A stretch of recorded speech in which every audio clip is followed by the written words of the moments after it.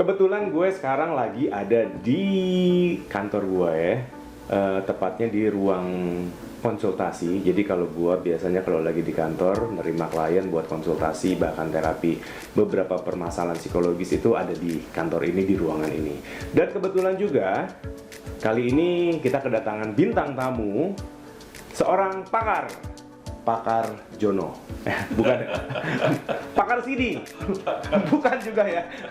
Ya, beliau adalah Sydney Panji Agung. Jadi beliau ini adalah salah seorang master trainer Neuro Linguistic Programming (NLP). Nah, buat yang belum tahu NLP bisa searching di Google tuh. NLP itu apa? Selain master juga beliau adalah seorang trainer, motivator, pemberdayaan diri, betul? Iya, betul. Ya, beliau juga seorang hipnoterapis paling handal di Indonesia. Resmi loh, resmi. Kita kalau praktik pasti berizin lah dari dinas kesehatan setempat ya. Nah, betul. Jadi kalau kalian mau mendatangi atau butuh hipnoterapis profesional, pastikan mereka memiliki izin praktek resmi dari yang dikeluarkan oleh dinas kesehatan setempat, betul ya? Oh.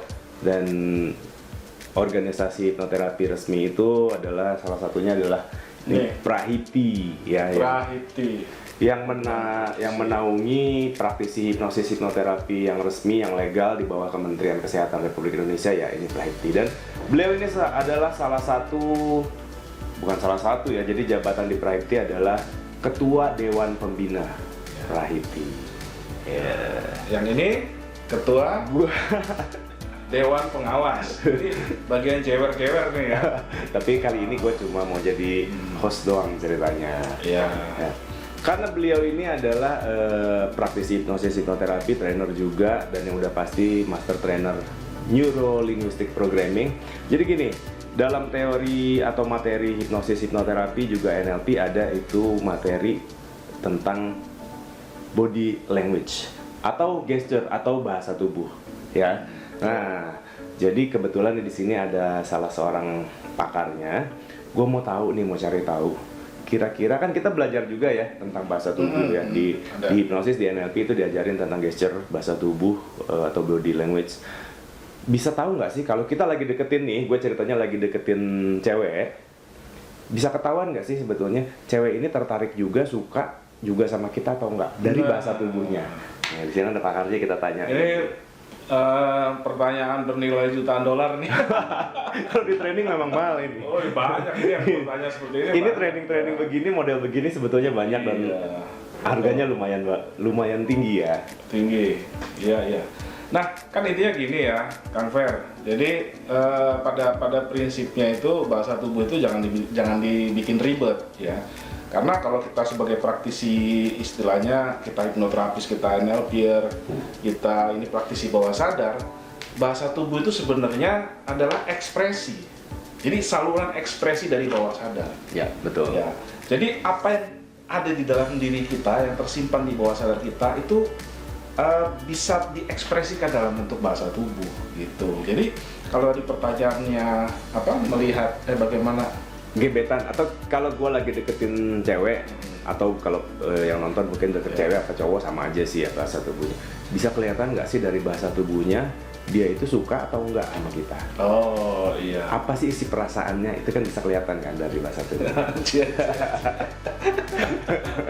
Kayaknya udah pada nungguin dia. Kalau gue sih bisa lihat. Oh gitu ya. Sebenarnya teorinya sih agak kompleks ya, agak ribet gitu, karena ada beberapa yang harus kita perhatikan. Tapi ada petunjuk-petunjuk yang bisa kita pahami ya, buat yang awam nih yang belum pernah belajar NLP ya. Jadi di dalam NLP itu sebenarnya ada istilah rapport ya. Kalau kita bicara hal yang paling simpel dari kesekian banyak yang rumit itu ya, ada namanya report. Report itu istilah asing, tapi bolehlah kita permudah, kita anggap sebagai kenyamanan.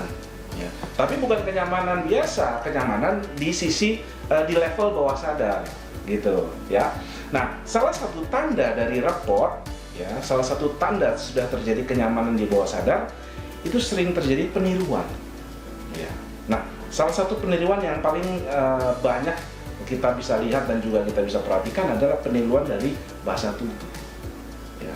Itu salah satu contoh saja. Jadi nanti seandainya nih ada yang sedang berusaha pendekatan gitu ya dengan si kekasih, entah itu pria atau wanita. Si dia.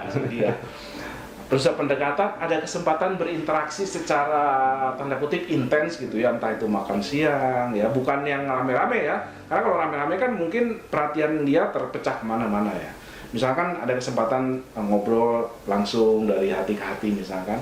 Nah, itu bisa diperhatikan dari gaya atau bahasa tubuhnya ya. Nah, kalau si dia ya ada kecenderungan untuk meniru bahasa tubuh kita gitu ya. Nah, ada kemungkinan, kita belum bicara suka atau tidak suka ya, paling tidak ada rasa nyaman di si dia dari level bawah sadar. Ya, jadi sebelum suka nyaman dulu ya. Nyaman dong. Jadi di situ Itu racun itu. Ya, tanda kutip racun ya. Artinya dari kenyamanan lah akan melangkah ke rasa suka. Jadi baru sepintas aja kita bisa lihat ya, bisa tahu bahwa ketika orang merasa nyaman sama kita, sebelum suka itu kan pasti nyaman dulu. Betul. Itu udah mulai bisa dilihat ya, dari bahasa tubuhnya. Bahasa tubuhnya barusan disebutin meniru ya. Meniru. Jadi kalau bahasa tubuhnya hampir sama dengan kita, lawan bicara kita atau gebetan kita hampir sama, berarti di situ ada tanda kalau dia adalah kondisinya nyaman sama kita. Betul. Contoh ini ya. Boleh kasih contoh ya? Boleh. Ini contoh nih, yang paling gampang. Saya duduk dengan seseorang di depan saya, ya. Di samping. Oh ya, di samping lah, di samping. Dalam konteks seakan-akan di samping. Nah, dari postur saja kita bisa lihat sebenarnya. Postur saya sama Kang Ferdi ini sedang tidak meniru. Ya, Yang disebut meniru itu seperti ada cermin. Ya, seperti ada cermin. Nah, contoh seperti ini. Ya, saya nggak meniru dong. Kang Ferdi cenderung posturnya ke depan, ya. Posisi tangan seperti ini, sementara saya posturnya bersandar seperti ini. Nah, beda jauh ya, artinya beda jauh. Peniruan, ya. Nah, yang disebut terjadi proses peniruan, ya, secara nggak sadar ya, itu posisinya akan seperti ini. Nah, ini aja sudah kita anggap sebagai peniruan, ya, gitu seperti ini. Nah, bagaimana pas lagi ngobrol? Kalau pingin tahu, kita sengaja melakukan istilahnya gerakan-gerakan tertentu untuk mengetahui apakah dari sisi bawah sadar si dia itu dia merespon atau tidak. Ya, misalkan apa? Kita nggak tahu nih, ya dalam posisi seperti ini meniru secara nggak sengaja atau tidak. Misalnya kita angkat gelas. Kalau lagi di kafe, ya lagi di kafe, kita angkat gelas, gitu ya.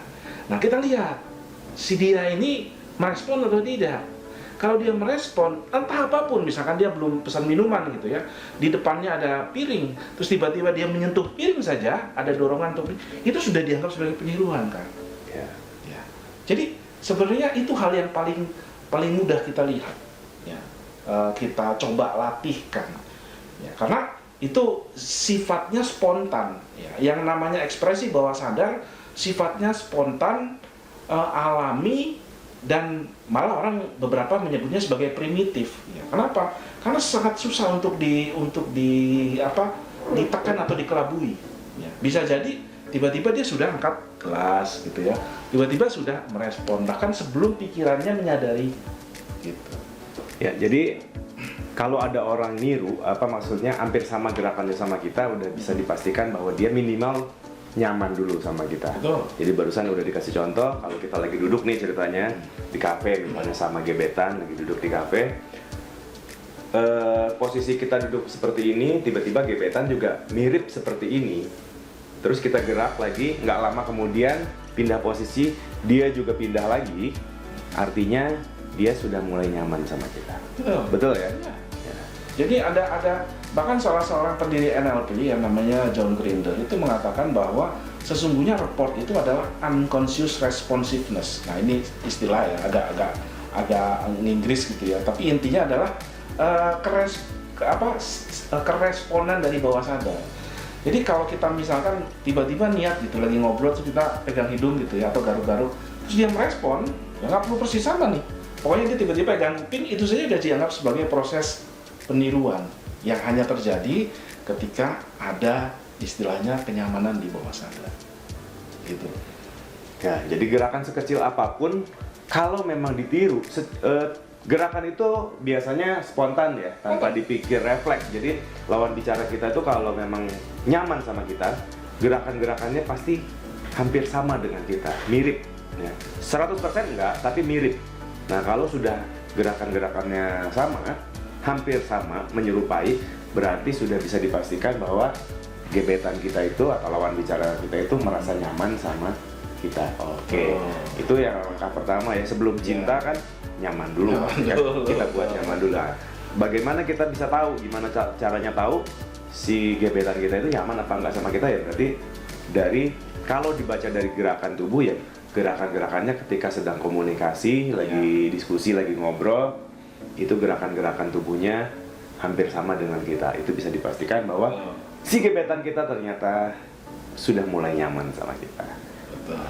Kalau suka, kan dari nyaman dulu, suka atau tertarik, baru naik ke cinta, betul kan? Iya, betul. Nah, kalau suka gimana? Nah, kalau ada kecenderungan suka nih ya, ada kecenderungan suka, jadi kita mulai perhatikan hal-hal yang lebih detail lagi biasanya, ya.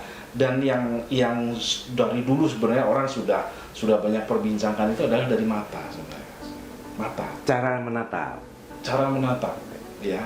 Jadi ini ada kecenderungan ya, saya pernah coba eksperimen kecil-kecilan ya dalam keseharian gitu dengan klien-klien saya, juga dari literatur yang saya baca. Ya, mata, ya. Orang mungkin pernah bilang bahwa mata itu jendela hati. Nah, itu betul sekali. Karena sebenarnya dari mata kita bisa lihat nih, mata orang yang tertarik dengan kita, mata orang yang kok tiba-tiba kayak itu ya apa? Ya, kalau diperhatiin kelihatan banget itu. Kelihatan. Nanti kita bisa bicara tentang gerakan-gerakannya atau bahkan mungkin ya kalau saya dalam konteks bahwa saya ketemu seseorang yang ingin saya amati, misalkan beli di restoran, itu saya sering mengambil posisi yang membelakangi cahaya. Kenapa? Karena begitu kita membelakangi cahaya, jadi si dia atau si lawan kita menghadap cahaya, itu kelihatan bahkan sampai ke pupilnya. Ya. Jadi posisi duduknya biarkan si gebetan kita itu justru yang menghadap ke cahaya ya, supaya semua gesturnya termasuk pupil matanya itu kelihatan. Jadi kalau kita berdiri merhatikan orang yang langsung menghadap cahaya itu kelihatan kok. Ya kan kita punya hitam ya di tengah gini ya. Itu sampai dia membesar mengecil itu kelihatan ya. Dan sebenarnya membesar mengecil kan pengaruhnya banyak ya. Tapi ada yang bilang juga pengaruhnya dari hormon ya, kalau lagi ada istilahnya ada kenyamanan dia membesar gitu ya. Ada juga pengaruhnya dari jumlah cahaya ya, kalau makin gelap dia akan makin membesar, kalau mengecil, terang dia akan mengecil. Tapi memang ya kondisi pikiran dan perasaan orang juga bisa mempengaruhi. Perhatikan yang punya pengalaman banyak gitu ya dengan berhadapan dengan manusia lagi dengan wanita misalkan gitu ya, Kang Ferdi misalkan pasti tahu ketika berhadapan dengan seseorang bagaimana cara menatap gitu ya. Kita bisa bedakan kok sebenarnya ini orang menatapnya berbeda tanda kutip. Dengan bisa diperhatiin itu bisa kita perhatiin, tapi ya seiring berjalannya waktu ya, jam terbang nanti bisa kita mungkin awal-awal kita perhatiin aja dulu. Kalau udah biasa sih nanti kelihatan sepintas juga udah bisa ketahuan dia itu tertarik apa enggak sih sama kita. Betul. Gitu. Dari matanya. Jadi tadi yang pertama dari bahasa tubuhnya menyerupai kita, yang kedua kita lihat cara dia menatap. Betul. Cara dia menatap, betul. Sekalian nih saya ngomong mata. Sebenarnya juga gerakan bola mata ya itu juga kita bisa ada petunjuk-petunjuk yang bisa kita lihat dari situ. Ya, ini ilmu NLP juga. Jadi sebenarnya ya ada kalau teknis detailnya itu gerakan kiri atas, kanan atas, kiri samping, ke bawah dan lain sebagainya ada. Tapi secara umum sebagai awam kita bisa perhatikan ya. kalau gerakan bola matanya ya, cenderung ke kiri ketika kita bertanya, ya, itu dia menyampaikan apa adanya. Jadi ketika ngobrol matanya sering ke arah kiri. Jadi sebelum dia menyampaikan jawaban, dia akses ke kiri dulu, gerak ke kiri dulu. Kiri dari si dia ya, bukan dari kita ya, kiri dia. Ya, itu artinya dia menyampaikan apa adanya. Ya, apa yang dia ingat, ya, yang apa ada di dalam benaknya. Tapi sebaliknya kalau ke kanan, gitu ya, itu adalah dia membentuk gambaran, ya, menciptakan gambaran. Nah, artinya apa? Kalau ya si dia kita tanya sesuatu, dia gerak ke kiri bola matanya, kemudian dia cerita, artinya dia menyampaikan apa adanya, artinya dia sudah mulai terbuka dengan kita. Jadi mulai orang kalau udah nyaman, orang udah mulai tertarik, biasanya mulai sedikit mulai terbuka. Ya, itu juga petunjuk buat kita. Walaupun dalam prakteknya ya jenis pertanyaannya dan lain sebagainya juga bisa pengaruh, tapi kita perhatikan saja, gitu ya. Karena terus terang saya cobakan kepada klien-klien saya, memang kalau kita ngobrol ya, orang itu setiap ditanya jawabannya banyak ke kanan gitu ya. Terus nanti apalagi muter gitu ya. Itu sebenarnya dia sedang merangkai dulu sebelum dia menjawab. Ya. Dengan kata lain bisa dong dibilang lagi ngarang cerita. Nah, boleh kalau kita bilang mengarang. Pak, apakah itu berarti bohong? Oh, belum tentu bohong, tapi bisa jadi nggak jujur. Bisa jadi dia sedang merangkai yang bagus-bagusnya. Nah, jadi dari faktanya banyak, dia pilih-pilih nih menyampaikan yang dia rasa aman atau dia rasa bisa disampaikan. Nih, buat cewek-cewek berarti nih ya, terutama cewek-cewek nih ya. Kalau lagi ngobrol sama cowok yang lagi pendekatan, terus sambil ngobrol matanya sering kemana-mana, Kak, kiri kanan, muter-muter. Kalau lagi ngobrol ya, dia lagi ngomong, itu hati-hati. Berarti dia sedang mungkin dia lagi sedang mengeluarkan jurus-jurus. Bisa jadi tipuan juga ya. Bisa jadi, walaupun belum tentu, tapi kemungkinan dia sedang mengarang cerita supaya si cewek itu tertarik sama cowok. Betul, selama pertanyaan juga spontan. Ya. Dia belum sempat mikirkan. Misalkan gitu ya, iseng nih sebagai cewek saya pengen nanya gitu ke cowok yang dekat. Kemarin katanya lembur ya. Dia akses kiri terus dia cerita, kemungkinan apa adanya. Kemarin lembur ya, tapi dia ke kanan dulu gitu ya, apalagi muter. Jadi dia sedang merangkai Atau mengarang sebuah cerita. ya, bahasa teknisnya visual construct gitu ya, misalkan kalau ke atas gitu ya. Kira-kira gambarannya gitu. Dan ini gerakannya spontan ya, nggak bisa secara spontan itu nggak bisa diatur. Nggak bisa diatur. Otomatis mata manusia itu secara bawah pikiran, bawah sadar itu langsung bergerak-gerak sendiri tanpa bisa diatur. Kecuali dia sudah menyiapkan jawabannya. Ya. Kalau menyiapkan jawabannya, bisa lurus saja, nggak ada gerakan sama sekali. Ya. Atau yang ideal mungkin malah kebalikannya. Justru juga kita harus curiga ketika ada orang jawab tapi matanya lurus terus. Itu juga harus curiga. Ya. Walaupun belum tentu ngarang, belum tentu berbohong, tapi ada kemungkinan dia sudah mempersiapkan jawabannya. Ya, dia ngarang dulu, dia siapin, baru dia pas ditanya baru dia keluar. Bisa jadi seperti itu. Nah, sebenarnya ya petunjuk itu banyak, Kang. Cuman ya memang namanya ilmu ya, namanya teknik itu memang harus banyak kita coba gitu. Karena nanti pada praktiknya kan cuma masalah ini benar nggak sih, ini apa sih, ini benar kiri nggak, ini atau kanan nggak, yang benar kiri dulu apa kanan dulu. Itu paling hanya kebiasaan aja, ya. Makanya kalau di NLP kan ada istilah melatih ketajaman indera ya. Jadi salah satu latihan yang sering kita minta praktekkan peserta itu ya memang membaca apa? Ya, kalau bahasa NLP itu kalibrasi. Kita harus bisa menilai bahasa tubuh lawan bicara kita. Praktisi NLP biasanya bisa ini ya, minimal master practitioner. Itu dia sudah bisa membaca gesture atau bahasa tubuh. Kita itu dibiasakan untuk selalu kalibrasi atau bahasa awamnya mengamati setiap bahasa tubuh dari lawan bicara kita. Atau sensory acuity istilahnya ya. Sensory itu melatih ketajaman indera. Karena sebenarnya kalau kita lihat orang ya, itu banyak sekali petunjuk-petunjuk ya, di luar apa yang disampaikan. Ya. Petunjuk itu kan macam-macam. Misalkan kedipnya jadi banyak gitu ya. kalau misalnya kita tiba-tiba mau ngomong sesuatu gitu ya ke seseorang, terus tiba-tiba kok jadi kedip, kan bisa aja dia naksir ke kita. Atau memang kelilipan gitu kan.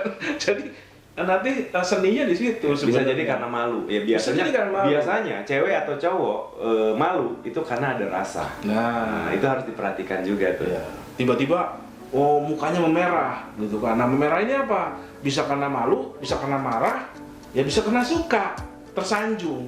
Nah, itu kan kita harus cocokkan juga dengan petunjuk lainnya gitu. Jadi itu seni yang kita harus latih, dan semua komunikator hebat gitu ya, yang memang sudah terbiasa berinteraksi secara sosial dengan orang, itu pasti secara pengalaman dia banyak memiliki kemampuan tersebut. Kalau kita mau lihat, ini baru 2 ya, ada lagi?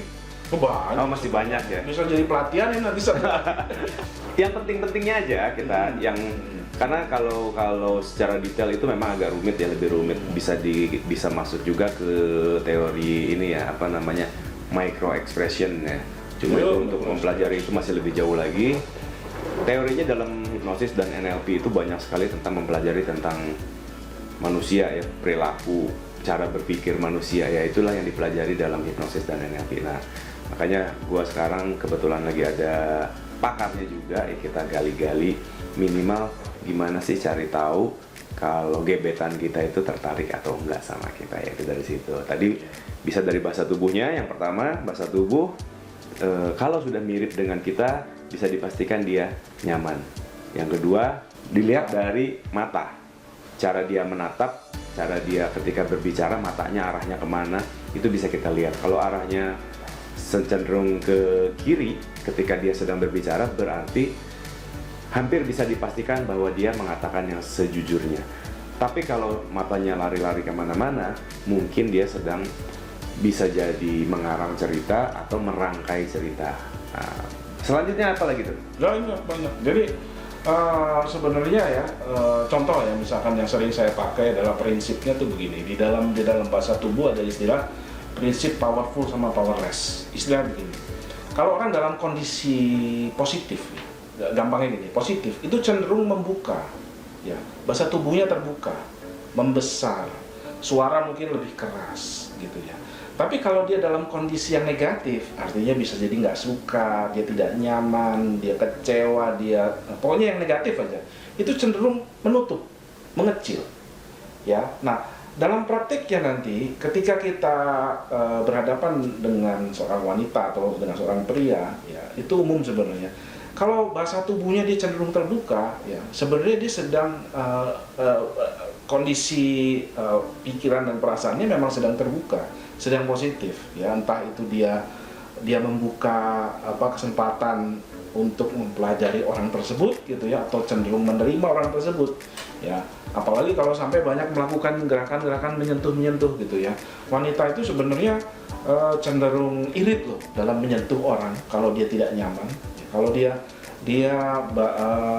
banyak menyentuh kita, gitu ya, apalagi tersenyum, gitu ya, itu adalah upaya-upaya dia untuk secara bawah sadar memang tanpa dia sadari gerakan-gerakan yang menyatakan bahwa dia menyukai, apalagi bagian-bagian kritis, ya. Jadi kalau yang ini bisa disimpulkan bahwa kalau orang tertarik sama kita, itu biasanya bahasa tubuhnya lebih terbuka. Artinya dia mempersilahkan orang mendekat, ya, mendekat sama dia, atau bahkan justru dianya yang pengen dekat sama kita. Kita lihat dari jarak. Kalau kita deketin dia agak menghindar, agak selalu jaga jarak, itu kemungkinan dia masih belum tertarik sama kita, apalagi suka, ya. Tapi kalau kita deketin dianya justru malah mendekat, nah itu bisa dipastikan kalau dia sudah mulai suka. Gitu. Istilahnya dia berani masuk ke dalam teritori. Contohnya nih, kita lagi ngobrol hadap-hadapan ya, ada posisinya kan begini.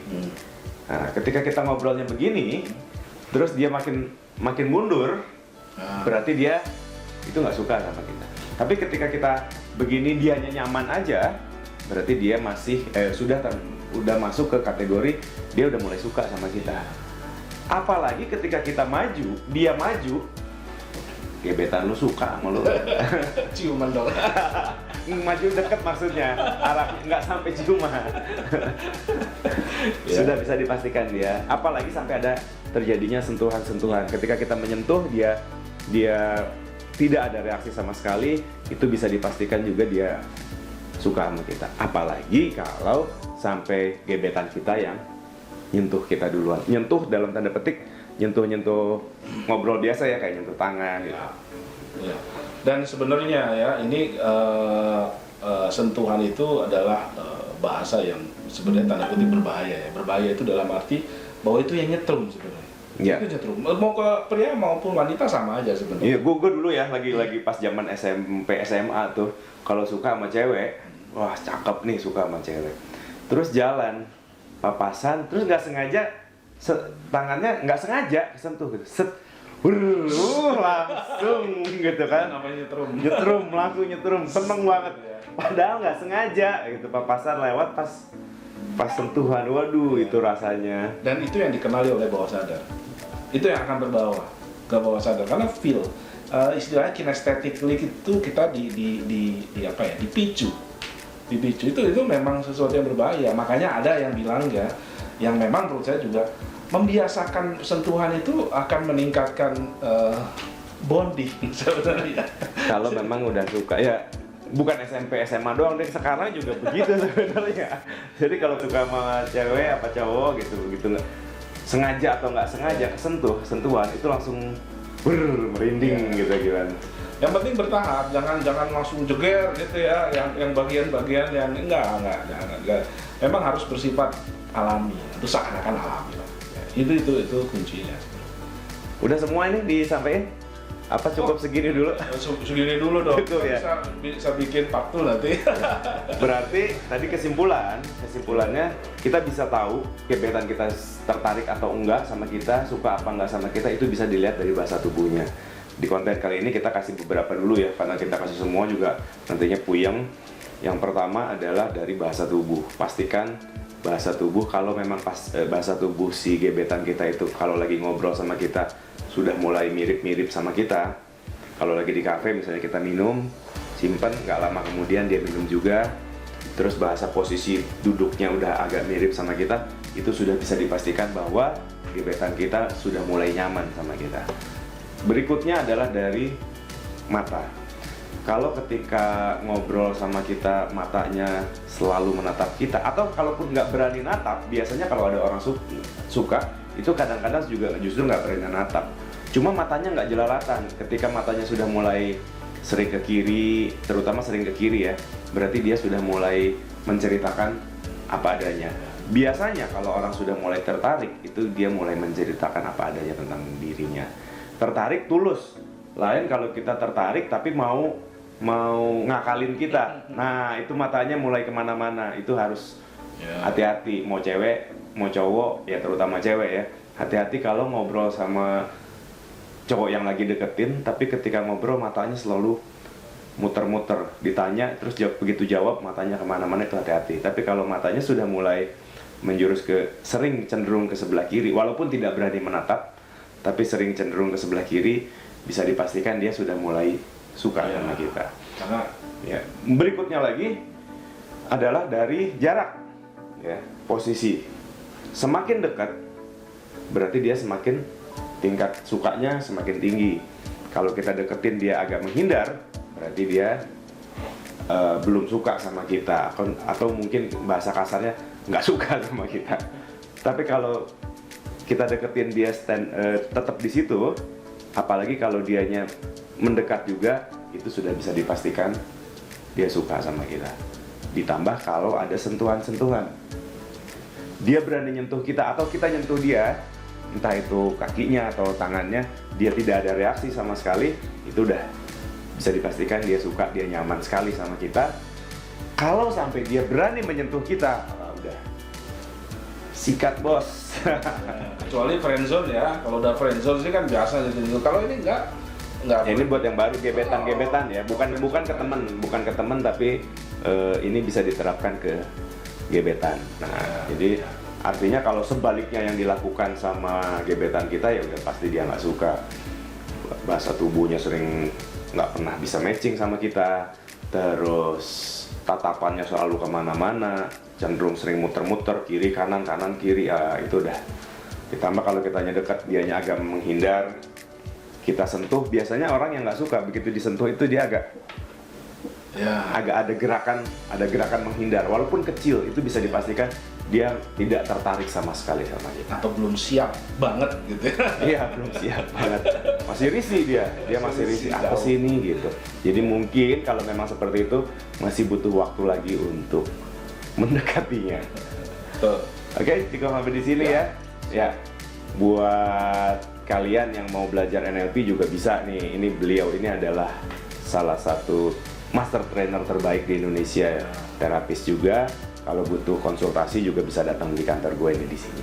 Ya, pengalaman-pengalaman tulis dong di komen gitu ya. Bener Pak, pernah gini apa segala atau mau boleh. Ya. Oke, nanti mungkin kita bakal kasih tips and trick berikutnya. Sampai jumpa.